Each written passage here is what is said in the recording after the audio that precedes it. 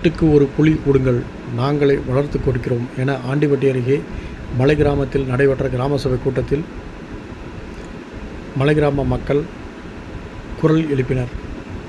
ஸ்ரீவில்லிபுத்தூர் மேகமலை புலிகள் காப்பக விவகாரத்தில் மலை கிராம மக்களை வெளியேற்றும் நடவடிக்கைக்கு தேனி மாவட்டம் வருசநாடு சுற்றுவட்டார மலை கிராம மக்கள் தொடர்ந்து தங்கள் எதிர்ப்பை பதிவு செய்து வருகின்ற நிலையில் கிராம சபை கூட்டங்களில் வனத்துறைக்கு எதிராக தமிழ்நாடு அரசு இந்த விவகாரத்தில் மறுசீராய்வு மனுவை உச்சநீதிமன்றத்தில் தாக்கல் செய்ய வேண்டும் என வலியுறுத்தி தீர்மானம் கொண்டு வந்தனர்.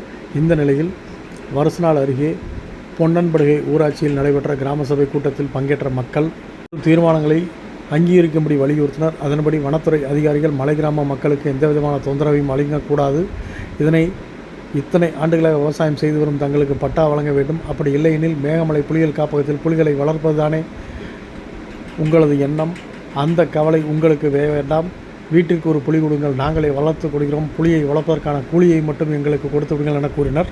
இதை கேட்ட கிராம சபை கூட்டத்தை நடத்த வந்த அதிகாரிகள் அதிர்ச்சி அடைந்தனர். தங்கள் கோரிக்கை குறித்து கிராம சபை கூட்டத்தில் தீர்மானம் நிறைவேற்றப்படாவிட்டால் கூட்டத்தை புறக்கணிக்கப்பதாகவும் கூறினர்.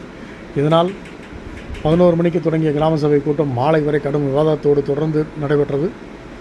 6 மணிக்கு மேல் விவாதங்களோடு நடைபெற்ற கிராம சபை கூட்டம் முடிவு எட்டப்படாமலேயே நிறைவு பெறாமல் அதிகாரிகள் இல்லாமல் மலை கிராம மக்களே தீர்மானங்களை நிறைவேற்றி தேனி மாவட்ட ஆட்சியருக்கு தபால் மூலம் அனுப்ப திட்டமிட்டனர்.